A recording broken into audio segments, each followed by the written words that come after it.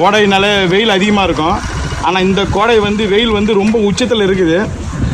நாளுக்கு நாள் அதிகரித்து கொண்டே இருக்குது வெயில்.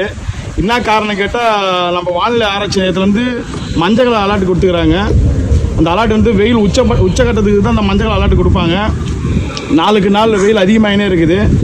பொதுமக்கள்லாம் கொஞ்சம் வெளில வரத்தை கொஞ்சம் தவிர்த்துட்டு கொஞ்சம் வீட்டிலே இருக்கிறத பாருங்கள். அத்தியாவசிய பொருள் வாங்கிட்டு வெளியே வருங்க. குழந்தைங்களை வெளியே எடுத்துன்னு வராதிங்க.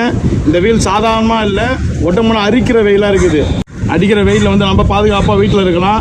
ஆனால் பாதுகாப்பு பணியில் இருக்கிற காவல்துறையும் புதுவை நகராட்சியில் தூய்மை பணியாளரும் அவங்க வேலையில் வந்து பாதுகாப்பு இல்லாமல் அந்த வேலை செஞ்சு தான் அவங்க வெயிலும் பொருட்படுத்தாமல், அதனால் அவங்களுக்கு வந்து இந்த வெயிலில் வந்து பாதுகாக்கிறதுக்கு வந்து தாக்கத்தை தணிக்கிறதுக்கு வந்து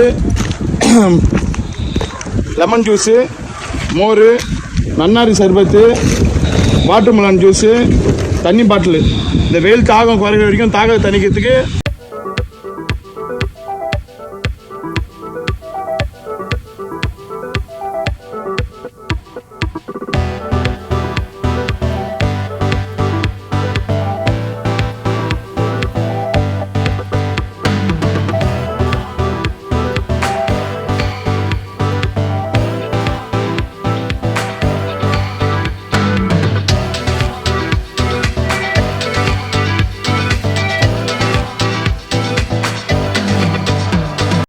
நாளுக்கு நாள் வெயில் அதிகரித்து கொண்டே இருக்கிறது.